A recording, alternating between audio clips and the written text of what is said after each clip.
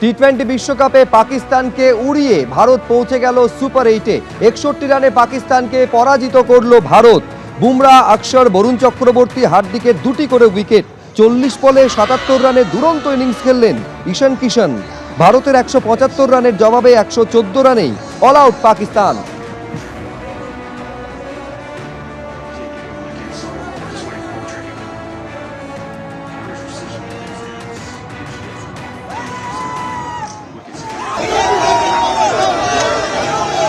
ছাব্বিশের বিধানসভা নির্বাচনে বিরোধীদের জোট নিয়ে কি নতুন করে কোনো সংশয় তৈরি হলো? তার কারণ আজকে কলকাতায় জোট নিয়ে বৈঠক হয়ে গেল, যে বৈঠকে গড়হাজির রইল সিপিএম, ফরওয়ার্ড ব্লক এবং আইএসএফ। বৈঠকে হাজির ছিল হুমায়ুন কবিরের জেইউপি, মিম সহ একাধিক দল। আমি আরো বিস্তারিত এই নিয়ে জানবো। পার্থপ্রতিম ঘোষ আমাদের প্রতিনিধি রয়েছেন।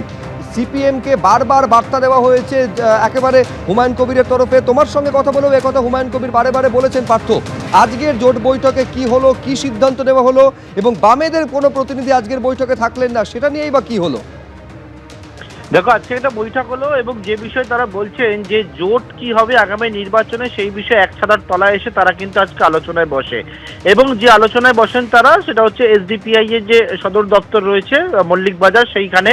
এবং সেখানে একদিকে যেমন এমআইএম অর্থাৎ মিম এর রাজ্য সভাপতি তিনি ছিলেন ইমরান সোলাঙ্কি, পাশাপাশি হুমায়ুন কবিরের দল জেইউপি সেখানে ছিল, এছাড়া এসডিপিআই ছিলেন। এরকম একাধিক প্রায় 10 থেকে 12টি দল তারা এক ছাতার তলায় এসে আজকে বৈঠক করলেন।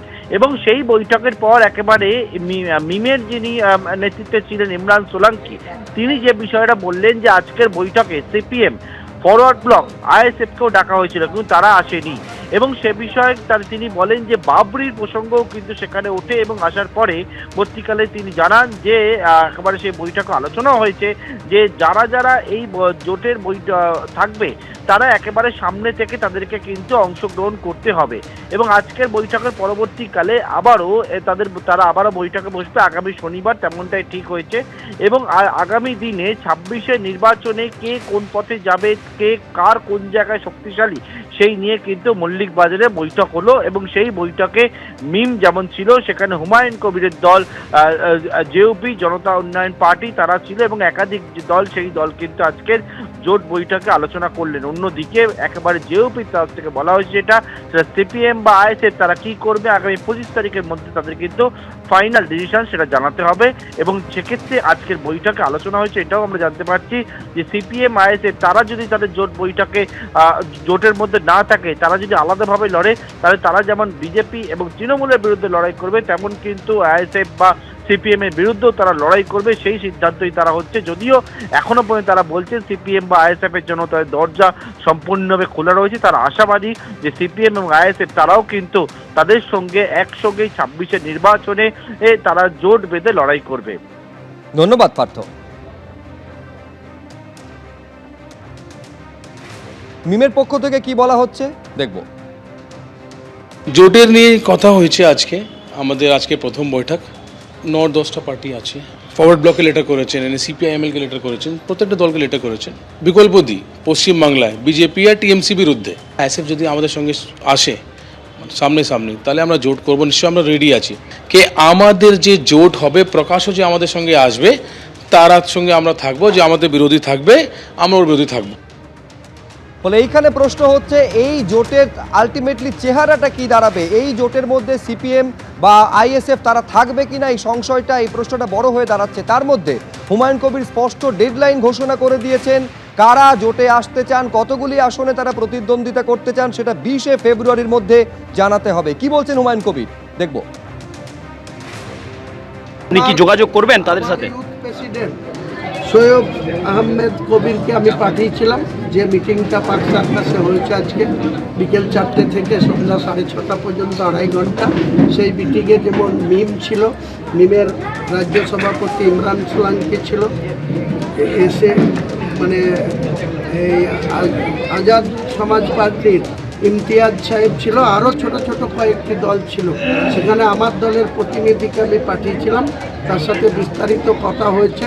তারা আমার কাছে কী কী এই ছোট দলগুলো কোথায় সিটে লড়তে চাইছে তার ডিমান্ড 20 তারিখের মধ্যে পাঠাবে। আমি আগামী 25শে ফেব্রুয়ারির মধ্যে কারা কারা আমার জোট সঙ্গে হবে, সেই দলকে কোথায় তারা ডিমান্ড করছে কোথায় তাদেরকে প্রার্থী পদ দেব, এসব 25শে ফেব্রুয়ারির মধ্যে কমপ্লিটলি আমাদের জোট এবং কে কে আমাদের জোটে থাকবে সবটাই আপনারা জানতে পারবেন। আজকে জোট নিয়ে যে বৈঠক হয়ে গেল সেই বৈঠকে গড় হাজির রইল সিপিএম আইএসএফ থেকে শুরু করে ফরওয়ার্ড ব্লক। মিমের রাজ্য সভাপতি তিনি বলছেন সিপিএম আইএসএফকে আমন্ত্রণ জানানো হয়েছিল, তারা আসেননি। কেন আসেননি বলতে পারবো না, তারা যদি জোটে না থাকেন, তারা যদি আলাদাভাবে লড়াই করেন, আমরাও তার বিরুদ্ধে প্রতিদ্বন্দ্বিতা করব। আপনারা শুনলেন হুমায়ুন কবির একটা ডেডলাইন বেঁধে দিচ্ছেন যে কারা কারা জোটে থাকতে চান, কত আসনে তারা লড়তে চান, সেটা 20শে ফেব্রুয়ারির মধ্যে স্পষ্ট করতে হবে। সিপিএম এর তরফে কি বলা হচ্ছে, সুজন চক্রবর্তী কি বলছেন একবার দেখব। হুমায়ুন বাবু কি একটা মিটিং ডেকেছেন, তারপর সেখানে বলেছেন সব আলোচনা ফলপ্রসূ হয়েছে, এই ডেকেছি সব CPM RSP forward block ISF ইত্যাদি ইত্যাদি মিম সবাইকে ডেকেছি, যে আসবে আসবে, না আসবে না আসবে, আসলে লড়াই হবে আর না আসলে তো ভয়ঙ্কর লড়াই হবে। ভয়ঙ্কর লড়াইয়ের গল্পটা আপাতত বান্ডিল করে রেখে দিই, ওতে মানুষের কোনো আগ্রহ নেই, আমাদের তো আগ্রহ নেই বটেই। ফলে জোট নিয়ে জোটের আলটিমেটলি শেপটা কীরকম দাঁড়াবে, এই জোটে কোন কোন রাজনৈতিক দল জোট শরিক হিসেবে থাকবে তা নিয়ে সংশয় এখনো পর্যন্ত কাটছে না। আর এই অবস্থায় শাসক দলের কি প্রতিক্রিয়া দেখুন। এই পুতুলগুলো সুতোগুলো সব বিজেপির হাতে আছে।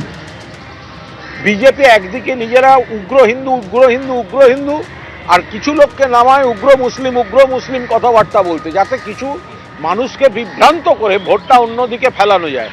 কিন্তু সবাই জানেন বিজেপিকে হারাতে গেলে ভোট দিতে হবে তৃণমূলকে, আর তার বদলে কোনো বি টিম সি টিমকে ভোট দিলে ঘুরিয়ে সেটা বিজেপির লাভ। আবার আপনাদের বলবো, জোট নিয়ে আজকে বৈঠক হয়ে গেল কলকাতায়, কিন্তু সেই বৈঠকে গড় হাজির রইল সিপিএম ফরওয়ার্ড ব্লক এবং আইএসএফ। কলকাতায় জোট বৈঠকে হুমায়ুন কবিরের দল, জনতা উন্নয়ন পার্টি, মিম সহ একাধিক দল। সিপিএম ফরওয়ার্ড ব্লক আইএসএফকে ডাকা হলেও আসেনি। আইএসএফের উচিত ছিল আসা, কিন্তু কেন নেই তা বলতে পারবো না। আইএসএফ সঙ্গে থাকলে জোট অবশ্যই হবে, কিন্তু আইএসএফ সিপিএম যদি আলাদা হয়ে লড়ে তাদের বিরুদ্ধেও আমরা লড়ব, স্পষ্ট বার্তা দিচ্ছেন মিমের রাজ্য সভাপতি।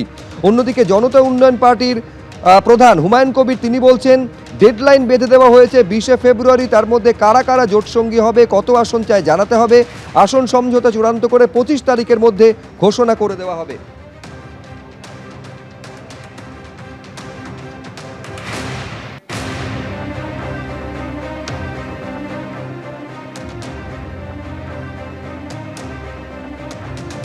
এবিপি আনন্দ এগিয়ে থাকে, এগিয়ে রাখে।